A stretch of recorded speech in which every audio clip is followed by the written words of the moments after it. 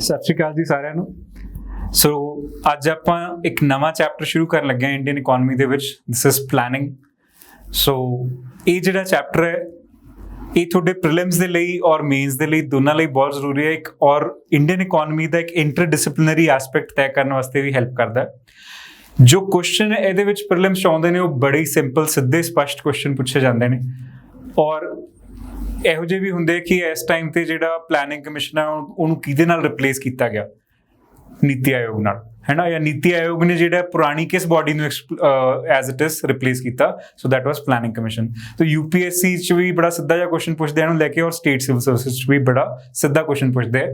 ਪਰ ਤਿਆਰੀ ਦੇ ਤੌਰ ਤੇ ਆਪਣੇ ਕੋਲੇ ਸਾਰੇ ਐਸਪੈਕਟਸ ਆਪਾਂ ਨੂੰ ਪਤਾ ਹੋਣੇ ਚਾਹੀਦੇ ਤਾਂ ਕਿ ਪ੍ਰੀ ਔਰ ਮੇਨਸ ਦੋਨਾਂ 'ਚ ਇਹ ਲੈਕਚਰ ਆਪਣੇ ਕੰਮ ਆਵੇ। ਪੜ੍ਹਨ ਲਈ ਹੁਣ ਆਪਾਂ ਇਹਦੇ ਵਿੱਚ ਕੀ ਕੁਝ ਤਿਆਰ ਕਰਨਾ ਹੈ ਇਸ ਪੂਰੇ ਚੈਪਟਰ ਦੇ ਵਿੱਚ। Our concern will be to deal with planning in general ਹੁੰਦੀ ਕੀ ਹੈ, ਠੀਕ ਹੈ। And along with that we have to learn what were the features of planning in India as of now. What are these features? Yes. Then evolution कि pre independence efforts ਜਿਹੜੇ ਨੇ planning ਨੂੰ ਲੈ ਕੇ ਉਹ ਕਿਸ ਤਰੀਕੇ ਨਾਲ ਹੋਏ। ਫਿਰ ਪੋਸਟ ਇੰਡੀਪੈਂਡੈਂਸ ਕਿਸ ਤਰੀਕੇ ਨਾਲ ਅਲੱਗ-ਅਲੱਗ ਸਟਰਕਚਰਸ ਆਉਂਦੇ ਰਹੇ ਪਲੈਨਿੰਗ ਦੇ ਵਿੱਚ। 12 5-year ਪਲਾਨਸ ਜਿਹੜੇ ਆਏ ਉਹਦੇ 'ਚ ਕੀ ਸੇਲੀਐਂਟ ਫੀਚਰਸ ਨੇ, ਠੀਕ ਹੈ। And more over structural level ਤੇ ਜੇ ਐਵੋਲੂਸ਼ਨ ਦੀ ਗੱਲ ਕੀਤੀ ਜਾਵੇ then at the structural level we have to deal with planning commission and now it is Niti Aayog instead. Okay. From PCS point of view we have to focus at the planning machinery in Punjab. Yeah. So how is that working for Punjab particularly? Recently when this whole thing ਜਦੋਂ ਨੀਤੀ ਆਯੋਗ change ਹੋਇਆ, ਜਦੋਂ ਉਹਦੀ ਜਗ੍ਹਾ ਤੇ ਸਾਰੇ ਜੋ ਨੀਚੇ ਵਾਲੀ ਵੀ ਮਸ਼ੀਨਰੀ ਹੈ ਸਟੇਟ ਪਲੈਨਿੰਗ ਦੀ ਉਹ ਵੀ ਥੋੜੀ ਚੇਂਜ ਕੀਤੀ ਗਈ ਹੈ। ਤਾਂ ਉਹ ਕਿਸ ਤਰੀਕੇ ਦੇ ਚੇਂਜਸ ਨੇ ਇਹਦੇ ਬਾਰੇ ਵੀ ਆਪਾਂ ਸਿੱਖਣ ਦੀ ਕੋਸ਼ਿਸ਼ ਕਰਾਂਗੇ, ਠੀਕ ਹੈ। ਔਰ ultimately then I'll be leaving you with the questions on planning which have come in the last 20 years and you will be amazed कि बड़े simple जे question है which have come till date, ठीक है। चलो शुरू करते हैं। Let's begin with planning in India. Okay, so planning is a process involving making informed decisions about the future use and development of resources and striving to create a more sustainable living environment for people. ਹੁਣ ਤੁਸੀਂ just in case देखते हो तो economy जो है we were dealing with production, distribution, consumption and exchange. इन चार factor से हम डील कर रहे थे: production, distribution, consumption and exchange. So when we say production we have to do it sustainably, what things to be produced, what not to be produced, where to utilize our resources, how to distribute in a proper manner, then where are the consumers, what kind of consumers you have to target for various kinds of products, okay, and ultimately how to facilitate the exchange. In all these dimensions we are doing economic planning, okay. So polity को लेके ना हम उसकी definition को लेके एक बात कहते होते थे that polity is basically deciding who gets what when and where, and so is the case of political economy which essentially forms the mechanism for this decision making and implementation as well, है ना। So features of Indian planning. Now this is a very critical part for questions which are coming these days which want you to have a theoretical understanding of the topic as well. थोड़ा जा ਤੁਹਾਨੂੰ ਉਹਦੇ ਬਾਰੇ ਪਤਾ ਹੋਣਾ ਚਾਹੀਦਾ ਹੈ। सो क्या है देखिए। सो सेंट्रलाइज्ड वर्सेस डिसेंट्रलाइज्ड, किस तरह की प्लानिंग है हमारी।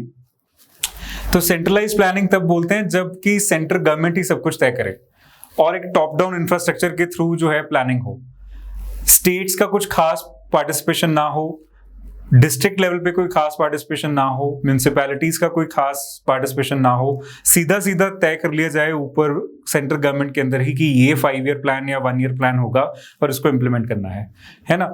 डिसेंट्रलाइज्ड में हम कहते हैं कि नहीं, थोड़ा बॉटम अप मैकेनिज्म चलेगा। पंचायतें या म्यूनिसिपैलिटीज अपने लेवल पे एक प्लान बनाए जिसको इकट्ठा करके स्टेट लेवल पे एक प्लान बन जाए, डिस्ट्रिक्ट से स्टेट, फिर स्टेट से कंट्री। सो इस तरह से एक बॉटम अप प्लानिंग होनी चाहिए थी। लेकिन इंडिया में ज्यादातर जो प्लानिंग आज तक है that is centralised planning, although structurally we have decentralised planning. आप देखो कि हमारे पास सेंटर में पहले प्लानिंग कमीशन था, स्टेट में स्टेट प्लानिंग बोर्ड्स हुआ करते थे, फिर डिस्ट्रिक्ट पे डिस्ट्रिक्ट प्लानिंग कमिटीज हुआ करती थी। इनफैक्ट अगर आपको अपनी पॉलिटी की क्लासेस याद हैं तो उसमें आप पढ़ते हो डिस्ट्रिक्ट प्लानिंग कमिटीज, और they are coming under article 243 ZD, district planning committees. They are the only constitutional planning body in India. Okay, otherwise जो आप पढ़ोगे आगे जाके प्लानिंग कमीशन या नीति आयोग या इनमें से कोई भी कॉन्स्टिट्यूशनल नहीं है ना। और हमारा बेसिकली सोच ये थी कि यहां से प्लानिंग शुरू हो ग्राउंड लेवल से, जहां पे पंचायत बैठी है या यहाँ पे हमारी म्यूनिसिपैलिटीज हैं शहरों में, ये अपने प्लान बनाए कि हमने अपने गांव में या अपने शहर में क्या करना है, और फिर सेकेंड लेवल बन जाए जहां पे डिस्ट्रिक्ट लेवल के अंदर डिस्ट्रिक्ट प्लानिंग कमिटीज बैठी हुई हैं।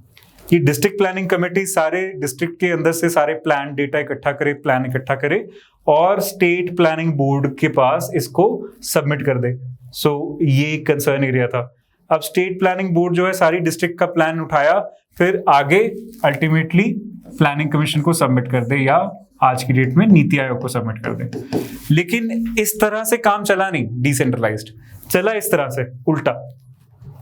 ऊपर प्लानिंग कमीशन ने अपना ड्राफ्ट 5 ईयर प्लान बना देना और सबको सर्कुलेट कर देना, भाई अपने हिसाब से देख लो तुमने क्या क्या करना है। सो एसेंशियली हम जो लाइन इसमें बोलते हैं that Indian planning is structurally decentralised but functionally centralised. अपने पास नोट कर लीजिए, Indian planning is structurally decentralised, okay, but functionally मतलब काम करने के टाइम पे अगर देखें सो इट इज सेंट्रलाइज्ड। ठीक है जी। सो ये पहला फीचर है। दूसरा feature physical versus financial. Physical planning का मतलब होता है कि हम इतने किलोमीटर सड़क बनाएंगे, इतने स्कूल बनाएंगे, इतने हॉस्पिटल्स बनाएंगे, इस तरह से फिजिकल टारगेट सेट कर लेना। फाइनेंशियल प्लानिंग का मतलब होता है हम एजुकेशन पे इतने पैसे खर्च करेंगे, हम हेल्थ पे इतने पैसे खर्च करेंगे।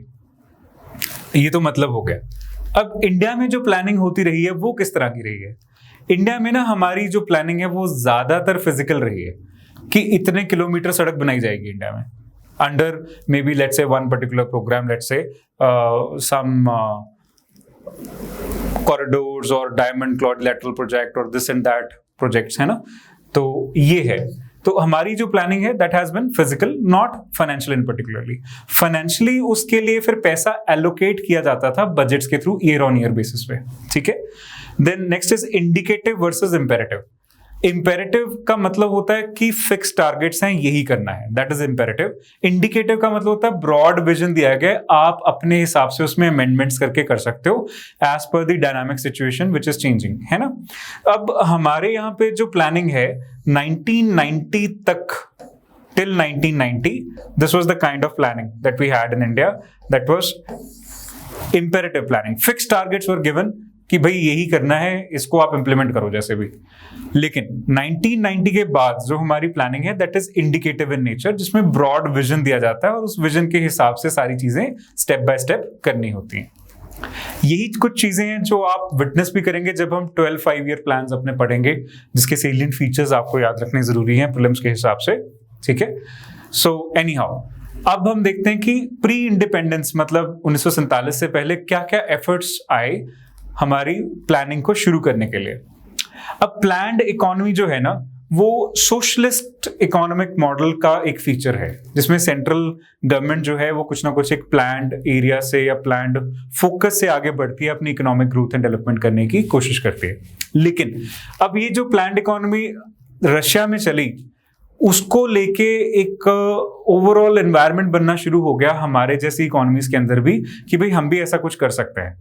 Why the whole emphasis came is 1928 और 30s, ये जो टाइम है ना, इसमें यूएस जो कि एक कैपिटलिस्ट इकोनॉमी है, इसमें तो ग्लोबल फाइनेंशियल क्राइसिस वाला सिनेरियो आ रहा था। It was into a deep trench, बहुत ज्यादा यहाँ पे इकोनॉमिक क्राइसिस आई, हमने सबने इसको पढ़ा है by the name of great depression, है ना। लेकिन यही टाइम जो है ना 1930s वाला, इसमें जो USSR back in the day है ना, union of Soviet socialist republics. So this was getting a high economic growth volume. GDP growth rate इनका बहुत जबरदस्त था इस टाइम पे. और क्यों बहुत जबरदस्त था? क्योंकि ये एक प्लान्ड इकोनॉमिक मॉडल्स जो हैं वो फॉलो कर रहे थे. 5 ईयर प्लान्स वाला सिस्टम इनका चल रहा था. इस टाइम पे इंडिया में अभी फ्रीडम स्ट्रगल चल रहा है, लेकिन हमारे जो लोग हैं वो भी इससे बहुत प्रभावित हो रहे हैं कि देखो सोवियत रशिया, जिसके साथ हमारी शुरू से एक अच्छी अलाइनमेंट रही है, आज भी है, तो वो सोवियत रशिया बड़ी अच्छी तरक्की कर रहा है through this planned economic model. और हमें भी देश की आजादी के बाद या उससे पहले थोड़े थोड़े एफर्ट्स कर लेने चाहिए ताकि ब्रॉडली हमारे ऑब्जेक्टिव्स तय हो जाएं कि किस तरह से हम भी प्लान्ड इकोनॉमिक डेवलपमेंट करेंगे. ठीक है. सो 1934 में इसको लेके एफर्ट्स शुरू हो गए थे. And sir M Visvesvaraya, he wrote a book called planned economy of India. सो आपने ये बुक और उनके ऑथर याद रखना है, टाइम याद रखना है. ठीक है, प्रीलिम्स के लिए. बाद में आप पूछते होते हो कि सर क्या ये सारा कुछ याद रखना है, तो मैं बता रहा हूं साथ साथ में क्या क्या याद रखना है. Then in 1938 national planning committee was formed. इसके चेयरमैन कौन थे जी, बताओ जरा चैट में लिख के.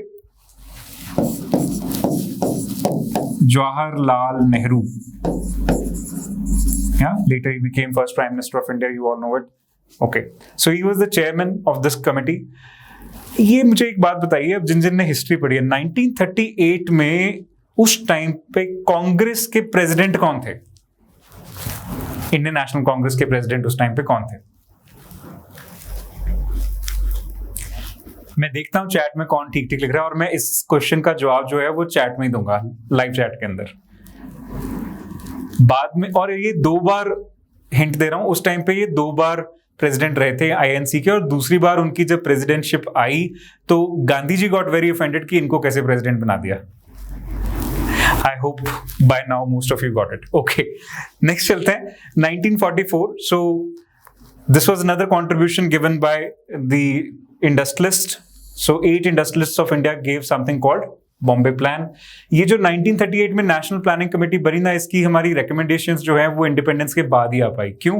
क्योंकि 1939 से लेके 45 तक वर्ल्ड वॉर 2 चल रही थी, और वर्ल्ड वॉर 2 के बाद जब देश आजादी की तरफ हमारी लड़ाई चल रही थी, तो उसके बाद ही इसकी रिकमेंडेशंस आई, जिसको अल्टीमेटली हमने यूज किया. खैर, अगस्त 1944, so there was a new development which was done by British Indian government back in the day.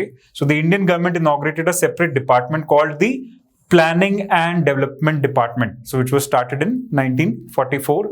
ठीक है, तो उस टाइम पे एक एफर्ट जो है इस तरफ ऑर्गेनाइजेशनल लेवल पे भी होना शुरू हो गया था. And appointed sir Ardeshir Dalal as the controller of this particular department. He was back in the day also enthusiastically involved in development of Bombay plan. Right, आगे चलते हैं. Shriman Narayan, he gave something called Gandhian plan in 1944, and then there is this person M.N. Rao. So he gave another plan called People's Plan in 1945. Then there is another fellow, Shri Jayaprakash Narayan. So he published something called Sarvodaya Plan in 1950. ये सारे अलग अलग inputs जो हैं, इनका उस time पे ज्यादातर फोकस किसके ऊपर था? Agriculture, rural development, small scale industries या कॉटेज इंडस्ट्री, क्योंकि उस टाइम पे हमारी इकोनॉमी में था ही ये, तो इसीलिए इनका फोकस भी वहीं पे आ रहा था. ठीक है, okay. Next, planning commission was constituted on 15th March 1950 by the government of India. अब यहाँ पे ना जो नोट करने वाली बात है कि planning commission was a extra constitutional non statutory body. अब तो ये डिसॉल्व हो गया, पर नीति आयोग का भी यही हाल है. Extra constitutional non statutory body. Extra constitution लिखने का मतलब क्या है कि कॉन्स्टिट्यूशन का पार्ट नहीं है, उसके अंदर कहीं नहीं दी इसके लेके प्रोविजंस. नॉन स्टैट्यूटरी का मतलब इसको लेके कोई act of government of India भी नहीं आ रखा है. ठीक है, okay. Next, till now 12 5-year plans and 9 annual plans have been completed. So this has been done. Then in India the planned economic development began in 1951. So जब हमारा first 5-year plan आया था 1951 to 56, and since then we are dealing with it. अब हमने prelims related कुछ facts पढ़ने हैं, बहुत ज्यादा डिटेल में नहीं जाएंगे, बहुत माइनर डिटेल्स पढ़नी है रिगार्डिंग द 12 5-year प्लान्स। ज्यादा डिटेल्स जहां पे होंगी I will tell you to read them on your own, क्योंकि इनमें से ना क्वेश्चन बहुत ज्यादा एक्सपेक्टेड नहीं होते। जहां जहां पे जो जो चीजें स्ट्रेस करने वाली हैं वो मैं आपको समझाऊंगा, बाकी आई वुड एक्सपेक्ट कि मैंने नोट्स में डाल दिया है और आपने पढ़ना है उसको, ठीक है। This what I am trying to do और अचीव हियर, क्योंकि इसमें से अगर हम बहुत रोट लर्निंग करने लगेंगे क्वेश्चन उसमें से आने नहीं। At the end of the day अब वो उस तरह के क्वेश्चन नहीं आते कि भाई बताओ 5th 5-year प्लान में क्या हुआ था, या पूरी उससे डिटेल के अंदर स्टेटमेंट्स में जाके क्वेश्चन पूछें। बड़े स्ट्रेट फॉरवर्ड जो फैक्ट्स में एक्चुअल में क्वेश्चन पूछा जाता है बार बार, वो फैक्ट्स मैं यहाँ पे आपके हाईलाइट कराऊंगा 12 5-year प्लान से, ठीक है ना। बहुत ज्यादा सेंटी नहीं होना, जिनको सेंटी होने की आदत है तो उनके लिए भाई पूरे के पूरे डॉक्यूमेंट के अंदर ना वो डिटेल पढ़ी है, वहां से पढ़ लेना, ठीक है। ओके क्योंकि पीसीएस प्रीलिम्स के हिसाब से हमें ये तैयारी करनी है, हमें बहुत ज्यादा टेंशन नहीं लेनी। Same goes for IAS also, वहां पे भी ना बहुत ज्यादा इसके बारे में क्वेश्चंस नहीं आते कि पुराने प्लान में जी ये क्या हुआ था। No big details are necessary, जितनी चाहिए उतनी का आपको मैं दे रहा हूं, ठीक है। ओके सबसे पहले आ जाओ फर्स्ट 5-year प्लान। हर प्लान को लेके ना we have to study the plan and the model and the theme.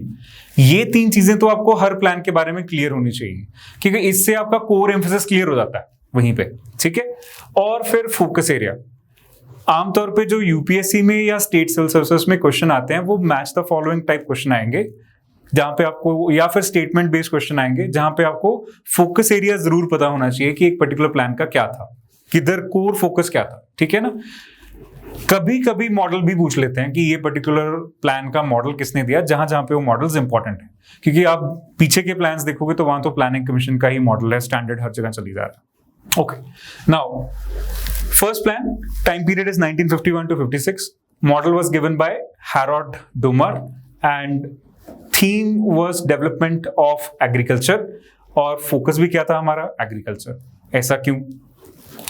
अब हमारे ना देश की आजादी से पहले, जस्ट पहले एक फेमीन होके हटी थी जिसको हम मैन मेड फेमीन भी बोलते हैं, भुखमरी। अब उस भुखमरी के टाइम पे हम ये बेसिक हमारा कंसर्न आ रहा था कि इंडिया में जो ज्यादातर एग्रीकल्चर डोमिनेटेड एरियाज थे पोस्ट इंडिपेंडेंस, वो पाकिस्तानी पंजाब वाला एरिया जो है वो पाकिस्तान में शिफ्ट हो गया, और हमारे पास जो एक ग्रीनरी वाला जो रिजर्व था वो बहुत ज्यादा मुश्किल में हम आए। तो our core concern at that point of time was to basically ensure food availability for the population. पहले तो खाना होना चाहिए ना, उसके बाद कुछ और इकोनॉमिक ग्रोथ एंड डेवलपमेंट होगी, इसीलिए एग्रीकल्चर पे स्टेप 1 पे फोकस डाला गया। अब एग्रीकल्चर पे फोकस डालने के साथ साथ एक चीज और यहाँ पे क्लियर हो जानी चाहिए कि इंडिया ने कोशिश किया कि इसको इंपोर्ट करके पूरा कर लिया जाए, and we got into a particular agreement with USA later on, which is also called as PL 480 or Public Law 480 agreement, which we did with USA, ठीक है। और वहां से हम वीट इंपोर्ट्स करते थे। आजकल जो कांग्रेस ग्रास आपको मिलती है ना हर जगह, वो इसी के साथ एक एक्सोटिक वैरायटी के तौर पे आई थी, और फिर हर जगह अब आपको उगती हुई मिलती है, जिससे बड़ी सारी ब्रीदिंग या इस तरह की ट्रबल्स आते रहते हैं, स्किन प्रॉब्लम्स भी होती हैं, है ना, वाइट कलर के फ्लोरल ऊपर निकलते हैं। Any how, so agriculture was the core focus area. इसमें अब जिस प्रॉब्लम से इन्होंने डील करने की कोशिश की, that was to correct the disequilibrium in Indian economy. आपने डिसइक्विलिब्रियम पढ़ रखा है तो मैं यूज कर रहा हूं। डिसइक्विलिब्रियम क्या था? Demand is not equal to supply, और कौन सी सप्लाई यहां पे नहीं आ पा रही? एग्रीकल्चर कमोडिटीज की। उसको ठीक करने के लिए फर्स्ट 5-year प्लान ने काम किया।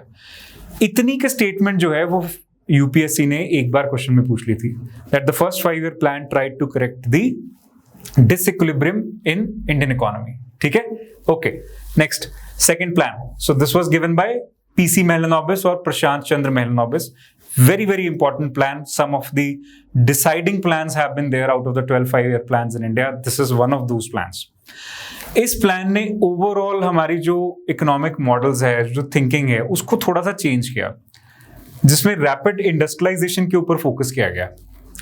अब यहाँ पे ना हमारा एक पर्टिकुलर डिबेट निकल के आता है, that is called prime moving force और फैक्टर फॉर इंडियन इकोनॉमी। तो आमतौर पे ना ये सोचा जाता है कि एक पर्टिकुलर सेक्टर जो है वो सारी इकोनॉमी का इंजन बनेगा और बाकी की इकोनॉमी उसके पीछे पीछे डिब्बा बन के आगे आगे चलती जाएगी, है ना। तो हमने इंडस्ट्री को पर्टिकुलरली फोकस में लेके आए, and that to heavy industry in the second 5-year plan. And prime moving force debate was settled in favour of this particular heavy industry. हालांकि आज भी ये डिबेट अलाइव है कि एग्रीकल्चर को करना चाहिए था। क्यों? क्योंकि एग्रीकल्चर में तो सारे लोग काम कर ही रहे थे, 90% जनता उस टाइम पे। इंडस्ट्री को बनाने के लिए एक इंजन के तौर पे कि वो सारी इकोनॉमी को ड्राइव करेगा, वो एस्टैब्लिश करने के लिए आपको एटलीस्ट कैपिटल, टेक्नोलॉजी और स्किल्ड लेबर, ये 3 चीजें तो चाहिए। आज भी इन 3 चीजों की कमी है इंडिया के अंदर, है ना। फिर भी हमने पंगा ले लिया तो ले लिया। At that time, our Prime Minister Jawaharlal Nehru, he agreed, and we went on for this. So this PC Mahalanobis model, so to speak, was based on this rapid industrialization की agriculture छोड़ो, बहुत सारी जो Second World War की victor nations हैं, they were industrialized nations. So you should also move towards rapid industrialization if you want to have a strong economic growth and development benchmark. दूसरा इसमें जो मेन कारण हुआ ना, वो ये कि जो इंडस्ट्रियलाइजेशन चल भी रही थी उसको भी गवर्नमेंट खुद करेगी, पब्लिक सेक्टर इंडस्ट्रीज होंगी और वो पब्लिक सेक्टर एंटरप्राइजेस इसको चलाएंगे। इसको लेके जो डायरेक्शंस आई वो आई इंडस्ट्रियल पॉलिसी 1956 से।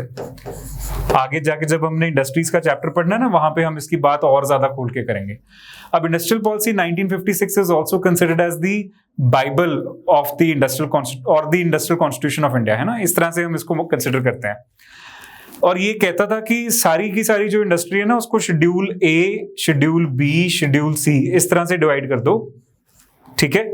और इसमें ना सेक्टर बांट लिए उन्होंने, 12 सेक्टर इधर रख लिए, 17 इधर रख लिए, इस तरह से सेक्टर्स बांट लिए, अलग अलग देख लेना आप। और ये कहा कि शेड्यूल ए इंडस्ट्रीज में तो सिर्फ और सिर्फ पब्लिक सेक्टर इंटरप्राइजेस ही काम करेंगे, कोई और वहां पे आएगा ही नहीं। और शेड्यूल बी में पब्लिक और प्राइवेट दोनों आ सकते हैं, लेकिन प्राइवेट सेक्टर को लाइसेंस चाहिए होगा, परमिशंस चाहिए होंगी, इसलिए बेचारे वो आते ही नहीं थे। और यहाँ पे भी पब्लिक सेक्टर का ही डोमिनेंस होता था। शेड्यूल सी जो है इसको प्राइवेट सेक्टर के लिए छोड़ दिया गया। सो इस तरह से डोमिनेशन जो है पब्लिक सेक्टर एंटरप्राइजेस की गई। तो 2 मेजर चीजें हुई सेकेंड 5-year प्लान के अंदर। पहली तो ये कि हमने एग्रीकल्चर की बजाय इंडस्ट्री को प्राइम मूविंग फोर्स चुना। दूसरी ये कि इंडस्ट्रियलाइजेशन भी कौन करेगा? सरकार के ही खुद की इंडस्ट्रीज या पब्लिक सेक्टर एंटरप्राइजेस, ठीक है। 2 बातें समझ आ गई आपको? चलो इससे हम आगे बढ़ सकते हैं। इंडस्ट्रियल पॉलिसी 1956 बहुत डिटेल में करेंगे हम जब इंडस्ट्रीज का चैप्टर पढ़ेंगे, ठीक है। तब तक ज्यादा टेंशन नहीं लेंगे। Okay, now third plan 1961 to 66. Now this is the only plan in our 5-year planning architecture which has been officially declared as a failed plan. So officially a failed plan. So official declaration आया कि भाई इसका कुछ नहीं हो सकता, गलती कर ली हमने। Only official declaration कि this is a failed plan. Why?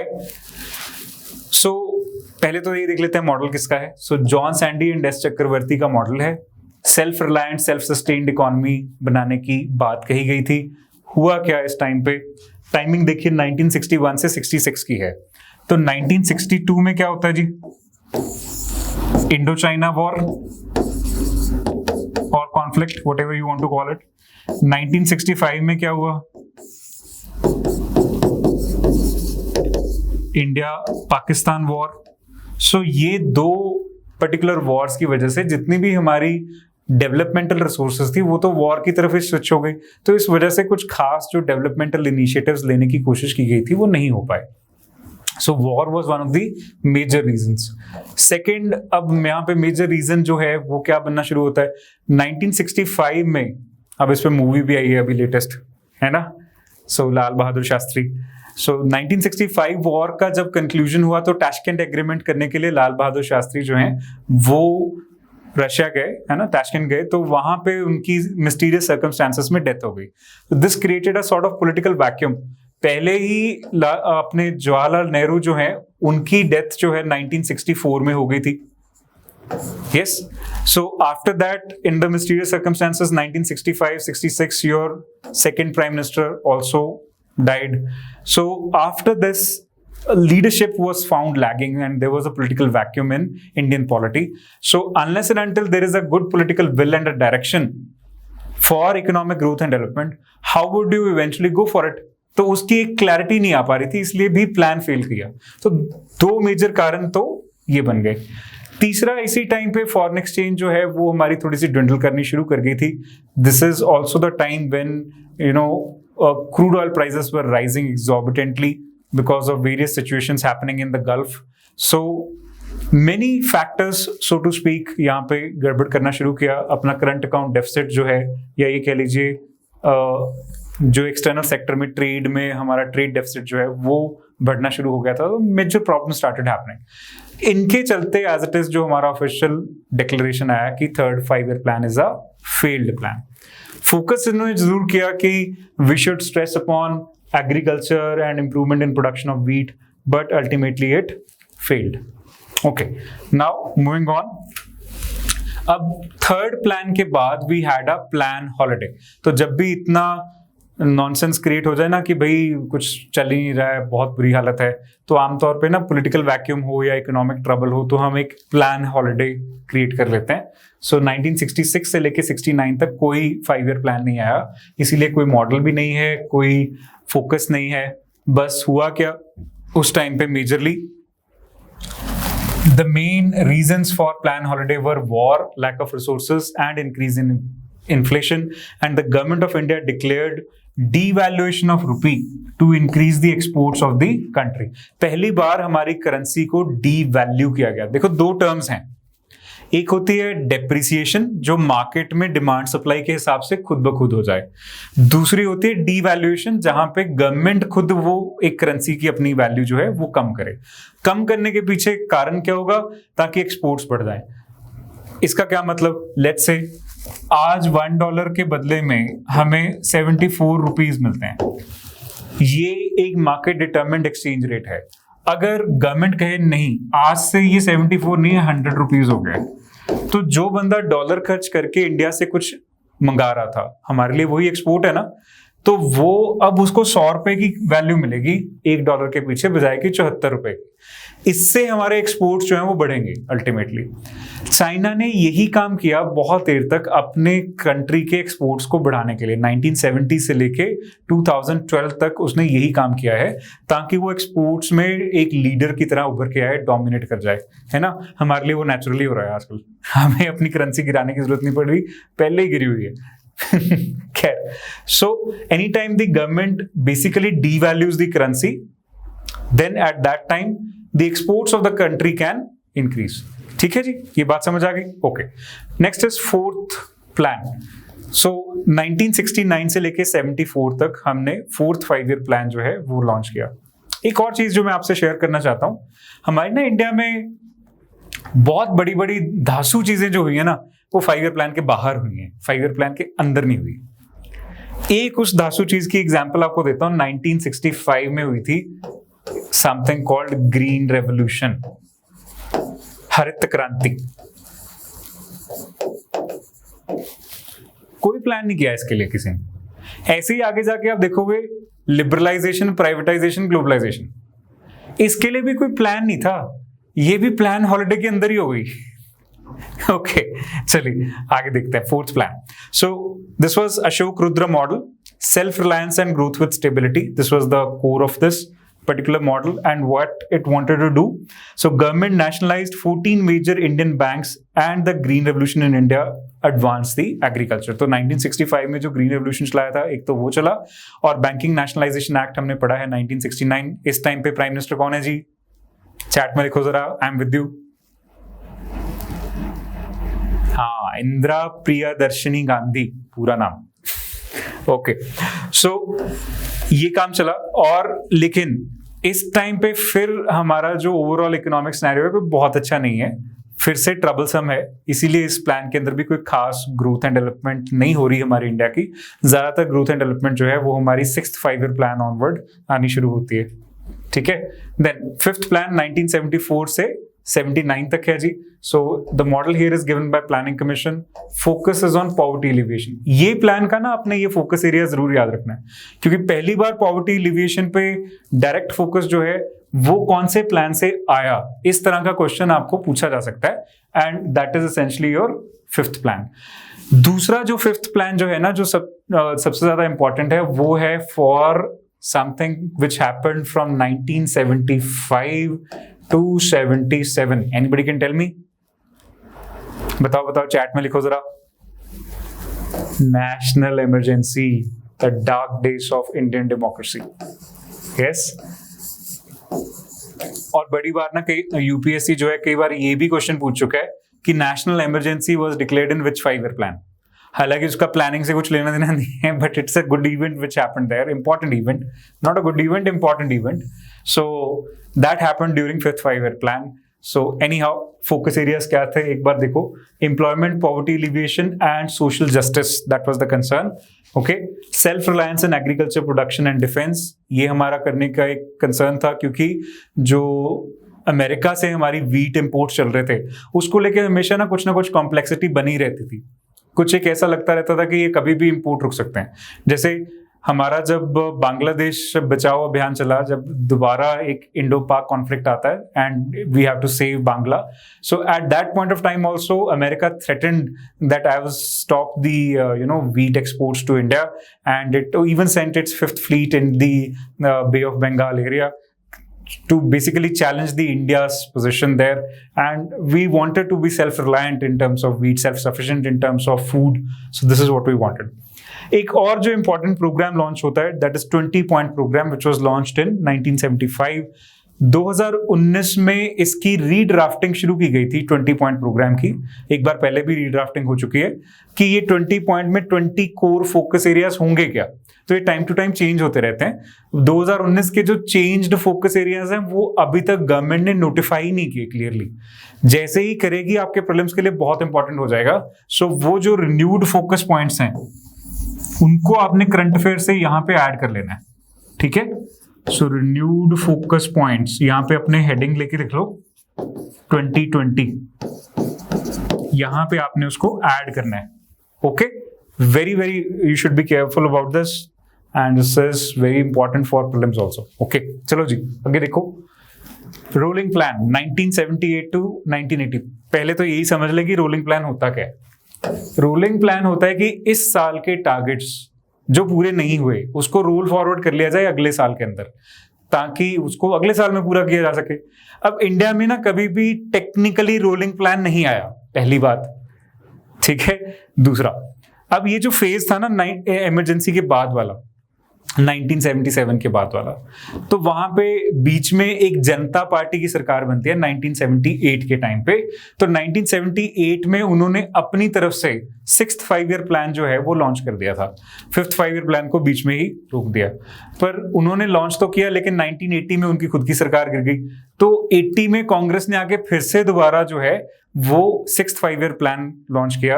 इसीलिए ये जो पर्टिकुलर पीरियड है 1978 से 1980, this is actually called plan holiday. Okay. Which was declared by planning commission as a plan holiday back in the day. Okay. Now when we come to 6th plan, उसमें क्या है जी, 1980 से लेके 85 तक model is by planning commission. Again ज्यादातर planning commission के models आएंगे. Focus was employment generation, and this plan again now marks beginning of economic liberalization. अब आप देखो कि यहां पे मैं बोल रहा हूं beginning of economic liberalization. This was essentially the first wave of liberalization which India did by itself, not under any exogenous pressure. किसी बाहर के प्रेशर की वजह से नहीं किया. इन्होंने क्या था, यहां पे इंडस्ट्रीज को अलाउ किया गया कि आप जितनी अपनी इंस्टॉल्ड कैपेसिटी है उसके हिसाब से प्रोडक्शन कर लो, rather than licensed capacity. कि लेट्स से कोई एक पर्टिकुलर पेट्रोलियम रिफाइनरी है और उनके पास 1000 लीटर पेट्रोल रिफाइन करने का लाइसेंस है, तो लेकिन कैपेसिटी है 10,000 की, तो 10,000 के हिसाब से करें. ऐसा क्यों किया गया? बिकॉज इस टाइम पे ना जो इन्फ्लेशन है वो बहुत ज्यादा थी, महंगाई बहुत ज्यादा चल रही थी. तो उस इन्फ्लेशन से डील करने के लिए, सप्लाई बॉटलनेक इन्फ्लेशन से डील करने के लिए, सप्लाई बॉटलनेक क्या होता है? अब let's say this is a bottle, है ना, अब इसके नेक तक आते आते ना जो जगह है वो निकलने की कम हो जाती है, राइट।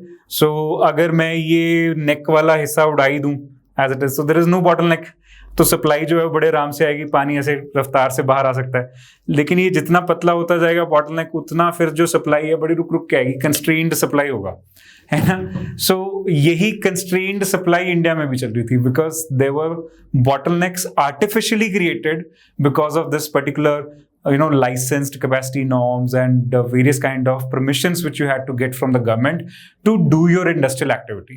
तो वो जो supply side bottlenecks है उनको खत्म करने के लिए गवर्नमेंट ने इस तरह की रिलैक्सेशंस देनी शुरू की, जिसको हम इकोनॉमिक लिबरलाइजेशन की टर्म्स में डाल रहे हैं। लिबरलाइजेशन का मतलब ही क्या है? थोड़ा सा फ्रीडम देना, है ना। तो वो एक कंसर्न था in terms of production, distribution, consumption and exchange, जो देना शुरू किया गया। ठीक है, समझ आ गया यहां तक? चैट में यस या नो लिख के बताओ जरा फटाफट से, जिसको समझ आ रहा है। कोई प्रॉब्लम है तो वो भी लिखो, so that I come to know. अगर आप ये लेक्चर लाइव नहीं देख रहे, बाद में देख रहे हो, तो फिर कमेंट सेक्शन में अपनी जो भी कंसर्न्स हैं वो प्लीज लिख दो। ये आपने देखा होगा कि आपके पुराने भी जो भी कमेंट्स हैं, I am replying to all of them. ठीक है, ओके, चलिए आगे बढ़ते हैं। 7th 5 year plan.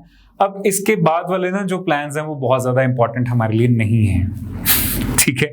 उनके अंदर आपने ना 3 ही चीजों पे फोकस करना है।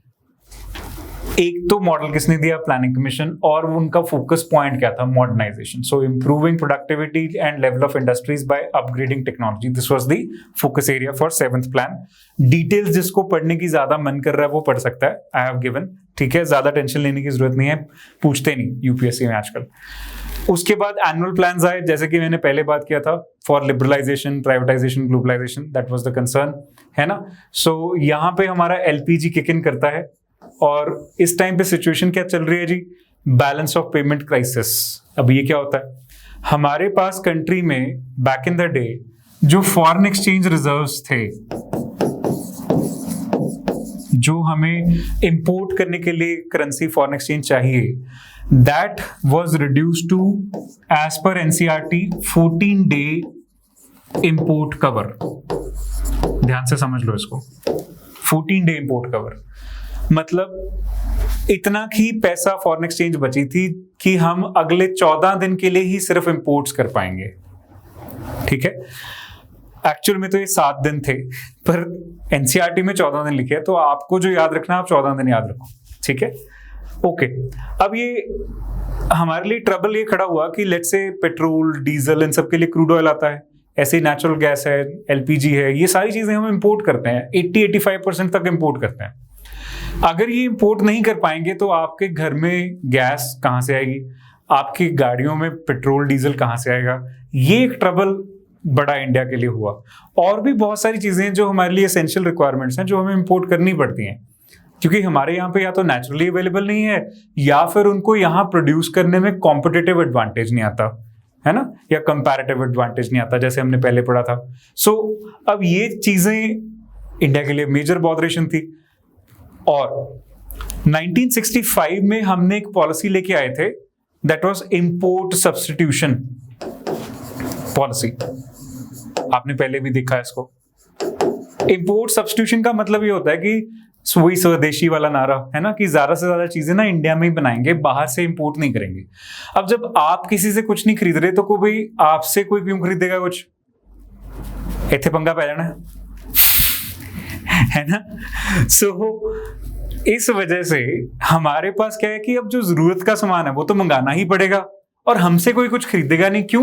क्योंकि हम बहुत कम चीजें सोच समझ के से मंगवा रहे हैं बड़े, और हमारा एक स्टैंड है ऑफिशियली कि we will be importing less despite having to import so many things. अब इससे जो ना इंटरनेशनल सिनेरियो में इमेज खराब होती है, मंगवाना पड़ ही रहा है पर फिर भी कह रहा है हाँ ना हमने कुछ नहीं मंगाना, हम तो स्वदेशी चलेंगे, आत्मनिर्भर भारत, एवं इमेज खराब करी जा रहे, मंगाना तो फिर भी है ना। तो भाई आप फिर ऐसी चीजें बोलो ही मत, या तो वाकई में फिर हम उस चीज के लिए केपेबल हो तब हम बोलें। अननेसेसरली जिटर्स क्यों सेंड करने इंटरनेशनल ट्रेड एंड कॉमर्स में? बिजनेसमैन जो इंडिया के लिए ऑर्डर अपने बना रहे हैं उनको क्यों परेशान करना, वो फिर अपनी गवर्नमेंट को परेशान करेंगे, वहां से फिर पॉलिसी कुछ ना कुछ नेगेटिव निकल के आएगी। जैसे कि अभी इंडिया चाइना में अभी टेंशन चल रही है, ऐसी और भी चल सकती है, क्या प्रॉब्लम है? इससे पहले बहुत और सारी टेंशन हो रखी हैं अपनी बहुत सारी कंट्रीज के साथ, है ना। So anyhow to avoid all this situation we should do some efforts, but anyhow right now हम हमेशा इतिहास कहते हैं ना अपने आप को दोहराता है, तो हम इंडिया में दोहराते रहते हैं। बैक इन द डे भी स्वदेशी का नारा लगता था इंडिपेंडेंस से पहले, आफ्टर इंडिपेंडेंस 60s में स्वदेशी का नारा लगता था, आज भी स्वदेशी का नारा लगता है। जब भी ये नारा लगता है ना तो प्रॉब्लम ये होती है कि जो बाहर के बैठे हुए बिजनेसमैन है वो थोड़े से परेशान होने शुरू हो जाते हैं और वो एक नेगेटिव इमेज क्रिएट होती है अपनी कंट्री की in terms of import export. आप केपेबल बनो, आप और ज्यादा चीजें एक्सपोर्ट करो, ये करना अच्छा है। बाद में जो खुद को डिफेंड हम करते हैं कि भाई आत्मनिर्भर भारत नारा दे दिया, लेकिन इससे हमारा मतलब ये नहीं है कि हम बाहर से कुछ मंगवाएंगे, ऐसा बोलने की जरूरत ही क्या है ना।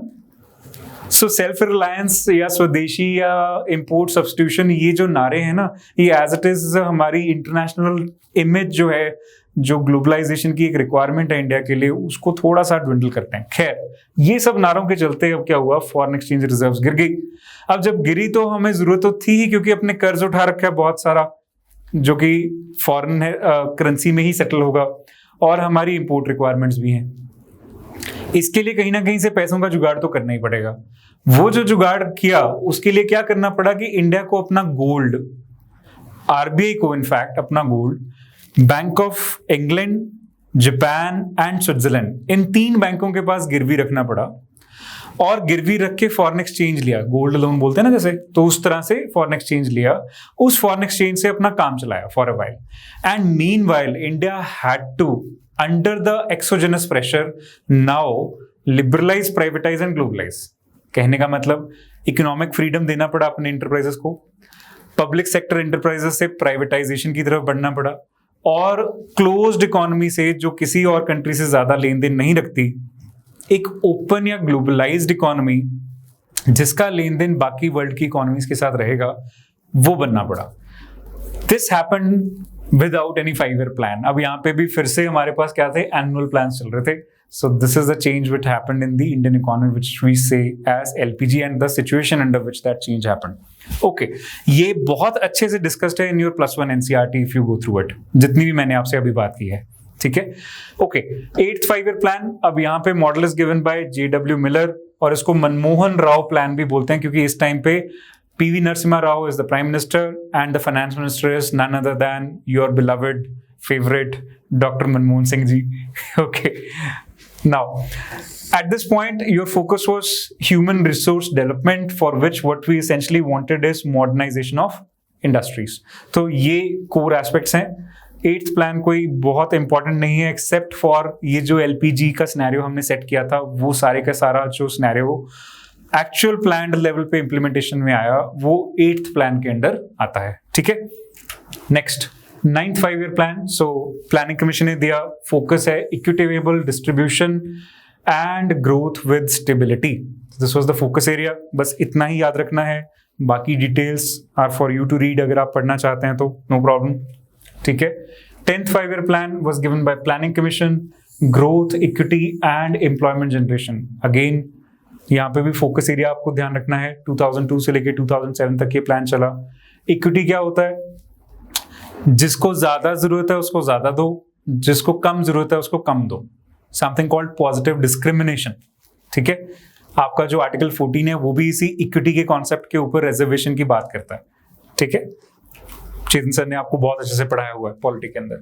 नेक्स्ट इज 11th प्लान, सो 2007 से 12 तक था, प्लानिंग कमीशन ने ये प्लान दिया, और इसका जो एजेंडा था that is towards faster and more inclusive growth.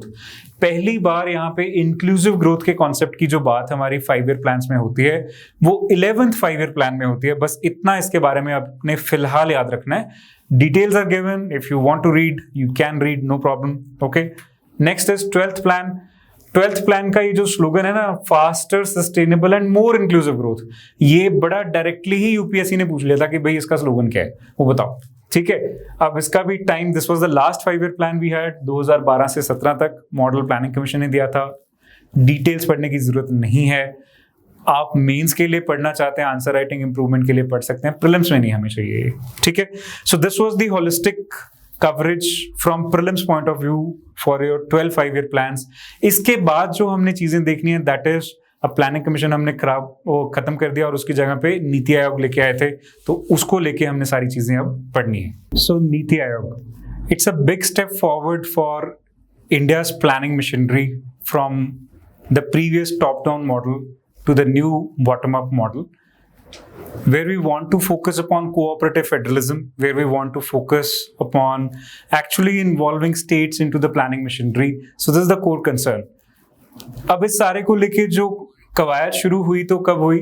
2012 के आसपास कांग्रेस गवर्नमेंट के चलते ही जो उस टाइम के प्राइम मिनिस्टर थे डॉक्टर मनमोहन सिंह, उन्होंने ये कह दिया था कि जो प्लानिंग कमीशन है ये एक रिडंडेंट बॉडी है और इसकी जगह पे कुछ नया होना चाहिए या इसको हमें बंद कर देना चाहिए।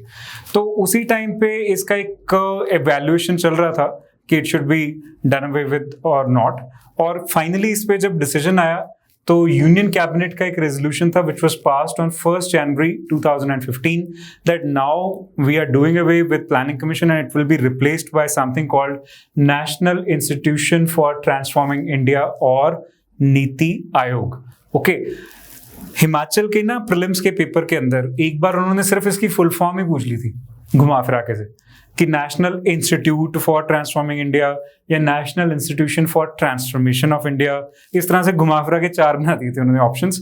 I remember that still. तो एनी हाउ इसका नाम भी आपको ना प्रीलिम्स के लिए याद रखना है, ऐसे ही भूल नहीं जाना। और 2 बार तो क्वेश्चन यही आ चुका है कि which replaced what, planning commission replace NITI Aayog या NITI Aayog replace planning commission, इस तरह से घुमा फिरा के। So essentially NITI Aayog replace the planning commission on 1st January 2015।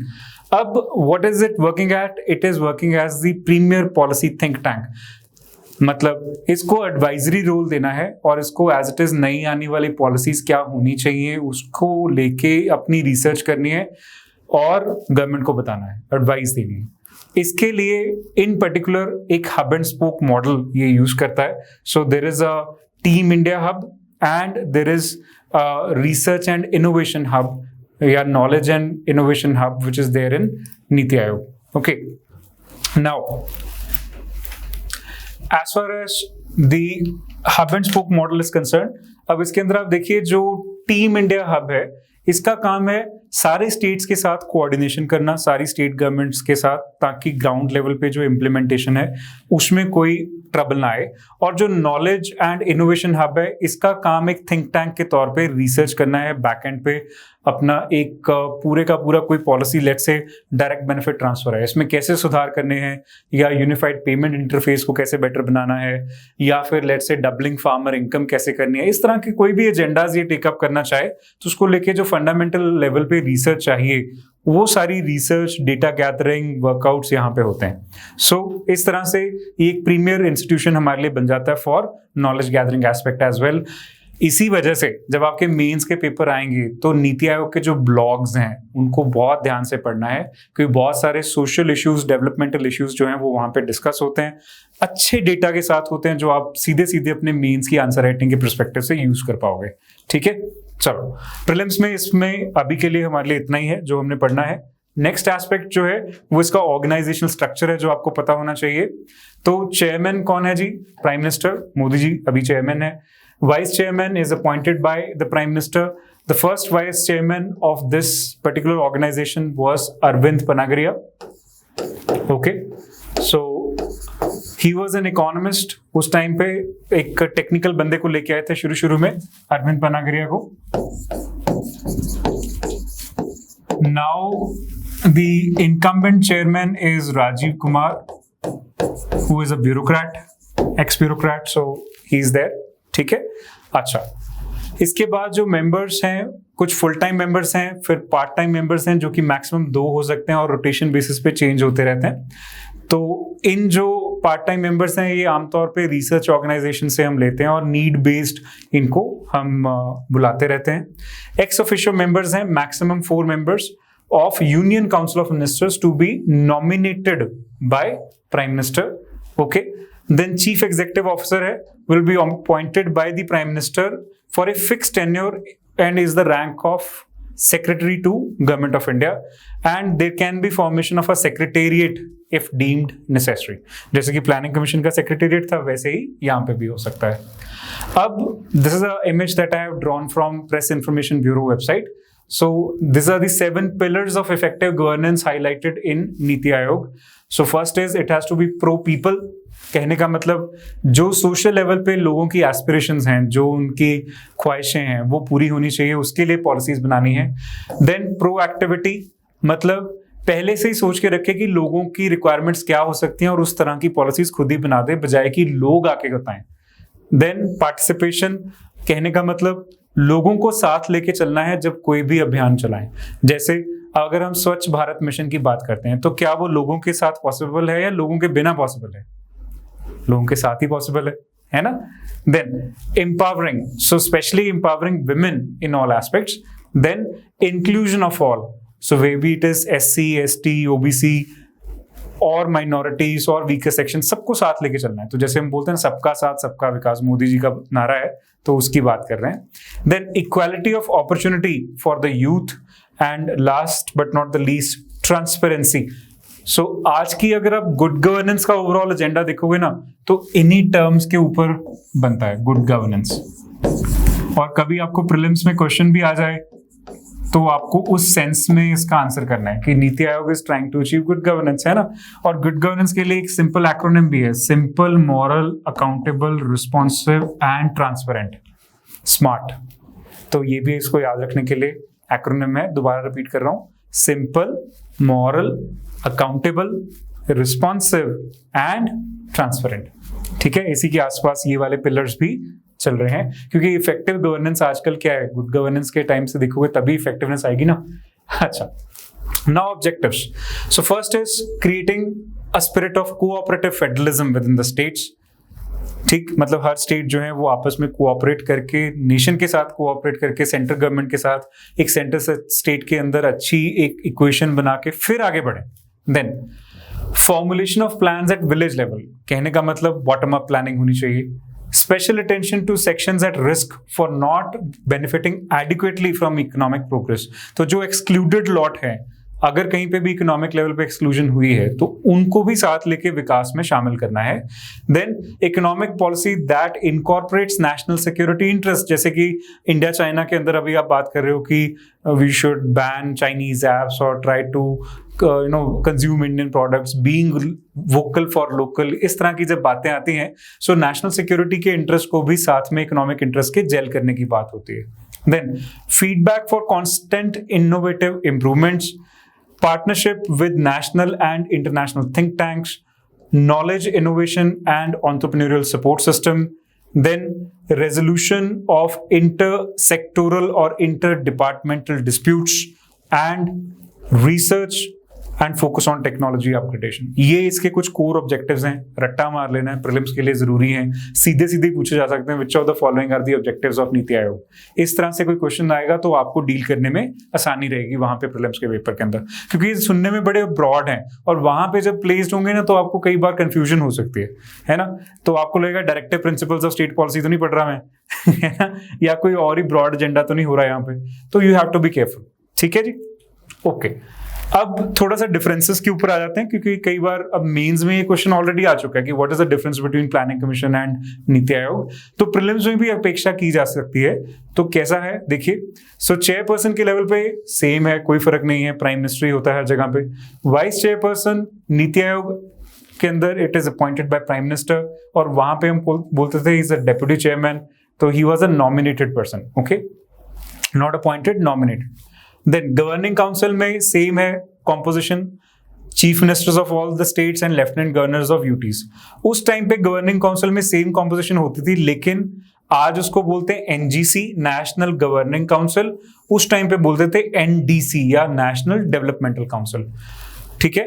Then member secretary जो है उस टाइम पे हम उसको सेक्रेटरीज या मेंबर सेक्रेटरीज बोलते थे प्लानिंग कमीशन में, आज हम बोलते हैं सीईओ या चीफ एग्जीक्यूटिव ऑफिसर, जिसकी हमने बात की. देन पार्ट टाइम मेंबर्स अब अलाउड हैं, हमारे पास पार्ट टाइम मेंबर्स हो सकते हैं नीति आयोग के अंदर, लेकिन प्लानिंग कमीशन के अंदर कोई पार्ट टाइम मेंबर्स नहीं हुआ करते थे. Full time members NITI Aayog में कंपैरेटिवली प्लानिंग कमीशन के कंपैरिजन में कम है, ठीक है। ओके, नेक्स्ट वर्कआउट के लेवल पे, ये तो स्ट्रक्चरल डिफरेंस हो गया पहले जो देखा था, अब फंक्शनल डिफरेंस देखते हैं। वर्कआउट के लेवल पे planning commission had absolute control on policy flow, कि क्या पॉलिसी बनेगी, कैसे चलेगी, ग्राउंड लेवल पे इंप्लीमेंटेशन कैसे होगी। So it acted like a dictator, while Niti Aayog has no such controls on the policy flow. Now, Planning Commission was top to bottom in nature, या as it is इसका जो functionality था that was top down in nature, कि ऊपर plan बना दिया, नीचे वाले उसके हिसाब से एडजस्ट करेंगे। लेकिन नीति आयोग में जो है it is bottom up in nature, ground level से प्लान बनेगा, ऊपर तक जाएगा, जैसे हमने पहले डिसेंट्रलाइज्ड प्लानिंग की बात की थी। देन फंड एलोकेशन के टाइम पे, अब ये सबसे इंपॉर्टेंट है प्री के एंगल से, क्योंकि ये फैक्चुअल एस्पेक्ट है। Planning Commission had the power to allocate funds to state governments as well as central governments over various areas, but no such power is there with Niti Aayog in terms of allocation of funds. ये बहुत ध्यान से आपने याद रखना है। यही एक कारण है जिसकी वजह से 2017 के बाद इवन हमारे बजट जो सेंट्रल गवर्नमेंट के आते हैं उसके अंदर डिस्टिंक्शन अब नहीं हम करते कि प्लान एक्सपेंडिचर या नॉन प्लान एक्सपेंडिचर। पहले 2017 तक ऐसे डिस्टिंक्शन होती थी, plan and non plan expenditure. अब हम बोलते हैं expenditure on schemes and expenditure other than scheme. अगला जो आपका चैप्टर है ना फिस्कल सिस्टम है, तो उसके अंदर हम बहुत डिटेल में ये सब कुछ डिस्कस करेंगे, ठीक है। खैर, ये सबसे इंपॉर्टेंट है, इसको बहुत क्रिटिकली याद रखना है प्रीलिम्स के लिए। Niti Aayog has no powers for allocation of funds while planning commission did. Okay, next states participation. तो स्टेट गवर्नमेंट्स की कुछ खास पार्टिसिपेशन नहीं होती थी डिसीजन मेकिंग या पॉलिसी फॉर्मुलेशन को लेके। इवन नेशनल डेवलपमेंट काउंसिल, जहां पे साल में एक बार मीटिंग होती थी, तो एक अप्रेजल सा ले लेते थे और वोटिंग करते थे, हाँ जी सब ठीक ठाक ही चल रहा है, कुछ कहने को खास था नहीं, क्योंकि कोऑपरेटिव फेडरलिज्म की स्पिरिट नहीं थी। अब लेकिन नीति आयोग के अंदर अच्छी खासी कोऑपरेटिव फेडरलिज्म की स्पिरिट है और स्टेट्स जो है वो पॉलिसी फॉर्मुलेशन का हिस्सा है, ठीक है, खुद उनकी इनपुट्स ली जाती हैं। Then Constitution. So NDC, that is National Development Council, was the governing body and it included the CMs and Lieutenant Governors. Okay. अब इसको गवर्निंग काउंसिल बोलते हैं, सेटअप सेम है मोर और लेस, कुछ खास फर्क नहीं है, लेकिन आइडियाज जो हैं वो शेयरिंग डेफिनेटली ज्यादा है। Permanent members, so there were no part time members in planning commission. Now there is a provision while there can be 2 full-time members and rest of them will be part-time members in Niti Aayog. Model in Planning Commission was socialism. That means centrally planned, everything will work out. Here the model is federalism. That is the center and the state both will be cooperating with each other, and the particular model of federalism is cooperative federalism through which Niti Aayog will be carrying out its functions. ठीक? Okay. चलो जी फटाफट आगे चलते हैं। सो ਨੀਤੀ ਆਯੋਗ ਨੇ ਹੁਣ ਤੱਕ ਕੁਝ 3 ਡਾਕੂਮੈਂਟਸ ਆਪਾਂ ਨੂੰ ਦਿੱਤੇ। ਇਹ 3 ਡਾਕੂਮੈਂਟਸ ਦਾ ਬਸ ਤੁਸੀਂ ਨਾਮ ਯਾਦ ਰੱਖਣਾ ਹੈ। ਤੀਜਾ ਡਾਕੂਮੈਂਟ ਹਲੇ ਵੀ ਪੈਂਡਿੰਗ ਹੈ, ਆਇਆ ਨਹੀਂ, ਆਉਣਾ ਬਾਕੀ ਹੈ। ਸੋ ਪਹਿਲਾ ਡਾਕੂਮੈਂਟ ਹੈ 3-year annual action agenda. So this was from 2017 to 2020, ਇਹਦਾ ਟਾਈਮ ਹੁਣ ਖਤਮ ਹੋ ਗਿਆ, ठीक है। Then 7-year strategy framework which is called as strategy for new India at 75, very important, ये हले भी relevant है अपने लिए, ठीक है। सो 2017 तो लेके खैर इंडिया टर्निंग 75, ये दसो जरा कदम होगा 1947 प्लस 75, हाँ जी किहड़े साल च होने वाला 2022 है ना। सो उदों तक दे अपने टारगेट्स ने जिहड़े इन्हां ने करने ने पूरे, सो उहदे बारे दी गल कीती गई है। And wants to establish India as a $5 trillion economy, आपां उहदे बारे गल भी करांगे। देन एक 15-year विजन डॉक्यूमेंट है जिहड़ा कि हले आउणा बाकी है। ये 2 डॉक्यूमेंट ऑलरेडी आ चुके हैं। Next, now what are the highlights of the 7-year strategy document from the prelims point of view only. बहुत बड़ा डॉक्यूमेंट है, we are not focusing on everything. So first and foremost, it wants to create a $5 trillion economy in India by 2030. Okay, ठीक है। And for this, it has focused on drivers, infrastructure, and inclusion and governance. 4 parameters ने। पहला तो इन्होंने कुछ drivers देते हैं कि let's say energy is there, let's say your growth is there, investments is there. So इस तरीके ਨਾਲ इन्होंने गल की है। उस बाद इंफ्रास्ट्रक्चर, इंक्लूजन और गवर्नेंस के बारे गल की है। ये डॉक्यूमेंट जो तुसी पढ़ोगे आपदे मेन्स दे एग्जाम लई, it is very very beneficial. So may be in GS paper 1 you can use it, 2 you can use it, and 3 as well. ਤਿੰਨਾਂ ਪੇਪਰਸ ਦੇ ਵਿੱਚ ਯੂਜ਼ ਹੋਏਗਾ if you study it for your mains, but for prelims ਥੋੜਾ ਹੀ part ਆਪਾਂ ਨੂੰ ਚਾਹੀਦਾ, ਜ਼ਿਆਦਾ ਨਹੀਂ। So what it says essentially is that a growth rate of 9% is essential for India to generate enough jobs and achieve universal prosperity. So there will be never enough jobs at the type of growth rate which you are having at less than 9%. This is also the meaning of it. In order to increase the economy size, $2.7 trillion was the economic size in 2018. And if you want to go to $5 trillion by 2022-23, then you should at least grow by 8%. अब यहाँ पे इन्होंने $4 trillion लिखा है, लेकिन $5 trillion का फिर बाद में मोदी जी ने बोल दिया कि हमें चाहिए, तो फिर बेचारों को अडेप्ट करना पड़ा। Now in order to boost economic growth, focus किस पे होना चाहिए? Increase investment rate and increase tax to GDP ratio। ये जो फैक्टर्स हैं, टैक्स टू जीडीपी रेशियो अगले चैप्टर में आएगा फिस्कल सिस्टम में। Boost private and public investment, दोनों काम करने हैं। सरकार भी ज्यादा से ज्यादा पैसा खर्च करे इकोनॉमी में, प्राइवेट सेक्टर भी करे। And recommendation is to rationalise direct taxes, ये सब पढ़ेंगे। फिर से टैक्सेशन हमारा नेक्स्ट टॉपिक है। Corporate tax and personal income tax. Rationalisation का मतलब ये है कि इनको थोड़ा सा कम किया जाए इंडिया में। इंडिया में रैशनलाइजेशन का मतलब कम करने से है, क्योंकि ज्यादा तो ऑलरेडी है, ठीक है ना। ओके, अब आ जाते हैं जी पंजाब की प्लानिंग मशीनरी के ऊपर। सो पंजाब में हमें प्लानिंग मशीनरी के अंदर क्या मिलता है? पंजाब स्टेट प्लानिंग बोर्ड, जिसका कि अब नीति आयोग जैसे वहां पे बना, तो इंडिया में इधर पंजाब में भी हमने चेंज कर दिया। It is now called as economic policy and planning board, या 2018 से इसका नामकरण जो है वो बदल गया था। The Punjab state planning board, so when was it formed? So it was formed in 1972 and essentially it functions as an advisory body। जैसे नीति आयोग एडवाइजरी बॉडी है, वैसे ये भी एडवाइजरी बॉडी है। डिसीजन मेकिंग बॉडी नहीं है, कहने का मतलब सिर्फ एडवाइज ही देगा, आगे उसके ऊपर डिसीजन लेना ना लेना चीफ मिनिस्टर का काम है, ठीक है। It makes recommendations to the state government, इतना ही काम है इसका। So Punjab State Planning Board functions as Department of Planning at the Secretariat level and issues advice to other administrative departments of state government। तो एक तरह से ये डिपार्टमेंटल फंक्शनिंग भी करता है कि सारे के सारे डिपार्टमेंट्स को हदायतें देता टाइम टू टाइम कि आपको इस तरह से डेवलपमेंटल फंक्शंस जो हैं वो कैरी आउट करने हैं। एक तरह से सबको जेल करने की कोशिश करता है। जैसे उधर टीम इंडिया हब है नीति आयोग के अंदर, तो ये उस तरह से भी काम करता है for various departments. Team India Hub is working for various states. Within the state, this particular department is working for coordination between various other departments of state government। ठीक है, ओके। ऑर्गेनाइजेशनल स्ट्रक्चर देखते हैं, बहुत जरूरी है prelims के लिए, ध्यान से देखो। So Punjab state planning board works under the overall guidance of the state government and is headed by the chief minister of Punjab, who is also the ex officio chairman. Ex officio means by virtue of, ठीक है। The state government can appoint vice chairperson and deputy chairperson as per the requirement, जिसको लगाना होगा लगा सकते हैं। Then ex officio members are there, so includes all ministers, MPs, chairmen of advisory committees to chief minister, chief secretary, principal secretary finance and principal secretary to chief minister। तो ये बंदे हैं जो इसमें होंगे। रट्टा मार लेना कि कौन कौन उसके अंदर एक्स ऑफिशियो मेंबर्स आ सकते हैं in Punjab state planning board, ठीक है जी। Then non official members can be appointed as per the requirement without any problem, जितने भी तुसी रखने चाहो रख सकते हो। Then principal secretary planning or secretary planning is the member secretary of the Punjab State Planning Board। So basically he is a part and parcel of the Punjab State Planning Board। ਇਹ ਜਿਹੜਾ ਆਰਗੇਨਾਈਜੇਸ਼ਨਲ structure ਹੈ Punjab state planning board ਦਾ, ਰੱਟੇ ਮਾਰ ਕੇ ਜਾਣਾ paper ਦੇ ਵਿੱਚ।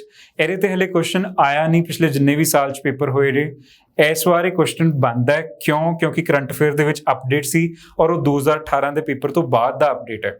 ਦੇਖੋ ਆਪਣੇ ਕੋਲੇ 15 ਫਰਵਰੀ 2018 ਦਾ ਡਿਸੀਜਨ ਆਇਆ ਹੋਇਆ, ਠੀਕ ਹੈ, ਕਿ ਇਹਨਾਂ ਦੇ ਨਾਮ ਚੇਂਜ ਕਰਨੇ ਨੇ, ਔਰ ਉਸ ਟਾਈਮ ਤੇ ਇਹ ਪੇਪਰ ਦੇ ਵਿੱਚ ਨਹੀਂ ਪੁੱਛਿਆ। ਹੁਣ ਜਿਹੜਾ ਇਹ ਅਪਡੇਟ ਪੁੱਛਣ ਦੀ ਪੂਰੇ ਚਾਂਸ ਬਣਦੇ ਆ, ਠੀਕ ਹੈ। Then the department of planning was basically renamed as department of economic policy and planning and Punjab state planning board was renamed as economic policy and planning board. ਇਹ ਇਸ ਤਰੀਕੇ ਨਾਲ ਤੁਸੀਂ ਯਾਦ ਰੱਖਣਾ ਹੈ। ਪ੍ਰਾਇਮਰੀ ਫੰਕਸ਼ਨ ਕੀ ਹੋਏਗਾ? ਐਡਵਾਈਜ਼ਰੀ ਹੈ, ਬਸ अलग-अलग ਚੀਜ਼ਾਂ ਦੇ ਉੱਪਰ ਇਕਨੋਮਿਕ ਗਰੋਥ ਐਂਡ ਡਿਵੈਲਪਮੈਂਟ ਲਈ ਪਾਲਿਸੀ ਫਰੇਮਵਰਕ ਦੇਣਾ ਹੈ। ਜੋ ਨੀਤੀ ਆਯੋਗ ਥਿੰਕ ਟੈਂਕ ਦੇ ਤੌਰ ਤੇ ਸੈਂਟਰ 'ਚ ਕਰ ਰਿਹਾ ਉਹੀ ਇਹਨਾਂ ਨੇ ਸਟੇਟ ਦੇ ਵਿੱਚ ਕਰਨਾ ਹੈ, ਠੀਕ ਹੈ, ਕੋਈ ਖਾਸ ਫਰਕ ਨਹੀਂ ਹੈਗਾ। ਪਰ ਇੱਕ ਮੇਜਰ ਕੰਸਰਨ ਹੈ, ਜਿਵੇਂ ਨੀਤੀ ਆਯੋਗ ਦੇ ਫੰਕਸ਼ਨਸ ਦੇ ਵਿੱਚ ਹੁਣ ਫਾਈਨੈਂਸ਼ੀਅਲ ਪਾਵਰਸ ਨਹੀਂ ਆਉਂਦੀਆਂ, allocation of funds the power ਨਹੀਂ ਆਉਂਦੀ, ਸੇਮ ਹੁਣ ਇੱਥੇ ਸਟੇਟ ਪਲੈਨਿੰਗ ਬੋਰਡਸ ਦੇ ਵਿੱਚ ਵੀ ਇੱਥੇ ਤੁਸੀਂ ਦੇਖੋ ਲਿਖਿਆ ਹੋਇਆ and was responsible for allocation of funds, ਸੀਗਾ, ਹੁਣ ਨਹੀਂ ਹੈ। that means that is no longer taking up allocation of funds at state level at all, ਠੀਕ ਹੈ। ਓਕੇ, ਹੁਣ ਕਿਹੜੀਆਂ ਸਕੀਮਸ ਹੈ ਜਿਹੜੀਆਂ ਕਿ ਡਿਪਾਰਟਮੈਂਟ ਆਫ ਪਲੈਨਿੰਗ ਐਡਮਿਨਿਸਟਰ ਕਰਦਾ ਆਪਣੇ ਤੌਰ ਤੇ। So there is a centrally sponsored scheme called border area development program, ਜਿਹੜੀ ਕਿ ਆਪਦੇ ਲੈਵਲ ਤੇ ਐਡਮਿਨਿਸਟਰ ਕਰ ਰਿਹਾ। ਦੂਸਰਾ ਸਟੇਟ ਗਵਰਨਮੈਂਟ ਵੱਲੋਂ ਫੰਡਡ ਸਕੀਮਸ ਹੈ। ਜਦੋਂ ਕਹਿੰਦੇ ਨਾ ਸੈਂਟਰਲੀ ਸਪਾਂਸਰਡ, ਤਾਂ ਉਹਦਾ ਮਤਲਬ ਕੀ ਹੁੰਦਾ ਕਿ ਸੈਂਟਰ ਔਰ ਸਟੇਟ ਦੋਨੋਂ ਫੰਡ ਲਾ ਰਹੇ ਆ ਉਹਦੇ ਵਿੱਚ, ਠੀਕ ਹੈ। ਕੁਛ ਹਿੱਸਾ ਪੈਸੇ ਜਿਹੜਾ ਉਹ ਸੈਂਟਰ ਦੇਗਾ, ਕੁਛ ਹਿੱਸਾ ਸਟੇਟ ਦੇਗਾ, ਦੈਟ ਇਜ਼ ਸੈਂਟਰਲੀ ਸਪਾਂਸਰਡ। ਇੱਕ ਹੁੰਦਾ ਸੈਂਟਰਲ ਸੈਕਟਰ ਸਕੀਮ, ਜਿਹਦੇ ਵਿੱਚ 100% ਫੰਡਿੰਗ ਜਿਹੜੀ ਹੈ ਉਹ ਸਟੇਟ ਗਵਰਨਮੈਂਟ ਹੀ ਕਰੇਗੀ, ਠੀਕ ਹੈ ਜੀ। Okay, and in this what kind of schemes are there? So state funded scheme मतलब 100% state ਦੀ ਫੰਡਿੰਗ ਹੈ। So assistance to NGOs, assistance to research institutions, ਜਿਵੇਂ ਸੈਂਟਰ ਦਾ ਕੋਈ ਰਿਸਰਚ ਇੰਸਟੀਟਿਊਸ਼ਨ ਇੱਥੇ ਹੋਏ। ਐਂਡ ਅਨਟਾਈਡ ਫੰਡਸ ਕਿਹੜੇ, ਜਿਹੜੇ ਪੰਚਾਇਤਾਂ ਨੂੰ ਜਾਂਦੇ ਆ ਜਾਂ ਮਿਊਨਿਸਪੈਲਿਟੀਜ਼ ਨੂੰ ਜਾਂਦੇ ਨੇ। ਟਾਈਡ ਫੰਡਸ ਉਹ ਹੁੰਦੇ ਜਿਹੜੇ ਕਿਸੇ ਨਾ ਕਿਸੇ ਸਕੀਮ ਦੇ ਨਾਲ ਟਾਈਡ ਹੈ। ਤੁਸੀਂ ਜੇ ਇਹ ਸਕੀਮ ਆਪਦੇ ਮਿਊਨਿਸਪੈਲਿਟੀ ਜਾਂ ਪੰਚਾਇਤੀ ਏਰੀਆ ਦੇ ਵਿੱਚ ਇੰਪਲੀਮੈਂਟ ਕਰ ਰਹੇ ਹੋ ਤਾਂ ਹੀ ਉਹ ਫੰਡਸ ਤੁਸੀਂ ਯੂਜ਼ ਕਰ ਪਾਓਗੇ। ਅਨਟਾਈਡ ਫੰਡਸ ਨੇ ਜਿਹੜੇ ਤੁਸੀਂ ਆਪਣੇ ਹਿਸਾਬ ਨਾਲ ਗਰਾਊਂਡ ਲੈਵਲ ਤੇ ਯੂਜ਼ ਕਰ ਸਕਦੇ ਹੋ, ਦੇ ਆਰ ਕਾਲਡ ਅਨਟਾਈਡ ਫੰਡਸ, ਠੀਕ ਹੈ ਜੀ।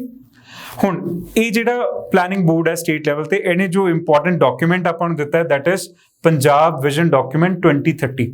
ਜਦੋਂ ਤੁਹਾਡਾ ਮੇਨਸ ਦਾ ਪੇਪਰ ਹੋਏਗਾ, ਇਹ ਡਾਕੂਮੈਂਟ ਤੁਸੀਂ ਬਹੁਤ ਧਿਆਨ ਨਾਲ ਪੜ੍ਹਨਾ ਹੈ।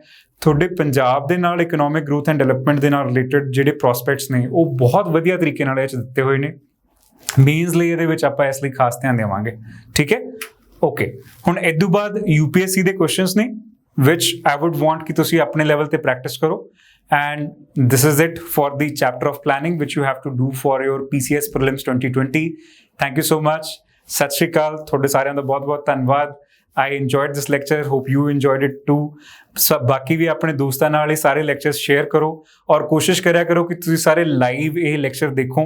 ਹੁਣ ਤਾਂ ਲੈਕਚਰ ਦੀ ਜਿਹੜੀ ਡਿਊਰੇਸ਼ਨ ਹੈ ਵੀ are managing as per your requirements only, ਹੈ ਨਾ। ਤਾਂ ਮੈਂ ਦੇਖ ਰਿਹਾ ਕਿ ਤੁਹਾਡਾ ਜਿਹੜਾ ਸਟੈਮਿਨਾ ਹੈ ਦੈਟ ਇਜ਼ ਇੰਪਰੂਵਿੰਗ ਆਲਸੋ ਡੇ ਬਾਈ ਡੇ। ਪਰ ਲਾਈਵ ਜੇ ਤੁਸੀਂ ਪ੍ਰੈਕਟਿਸ ਕਰਦੇ ਹੋ, ਸਾਡੇ ਨਾਲ ਪਾਰਟਿਸਿਪੇਟ ਕਰਦੇ ਹੋ, wear I am also there in the chat, ਬਹੁਤ ਸਾਰੇ ਤੁਹਾਡੇ ਸਵਾਲਾਂ ਦੇ ਹੱਲ ਉੱਥੇ ਹੀ ਹੋ ਜਾਂਦੇ ਨੇ। ਬਸ ਚੈਟ ਨੂੰ ਜਦੋਂ ਵੀ ਯੂਜ਼ ਕਰੋ ਤਾਂ ਕੁਐਸਚਨ ਪੁੱਛਣ ਲਈ ਕਰੋ ਔਨ ਦ ਟੌਪਿਕ, ਨਾਟ ਕਿ PDF ਨਹੀਂ ਮਿਲਿਆ, ਇਹਦਾ PDF ਕਦੋਂ ਆਊਗਾ। Focus on the lecture at that point of time, that will be very beneficial to all of you. Thank you once again and all the best for your success in PCS examination. This is me, Abhishek Sharma, signing off.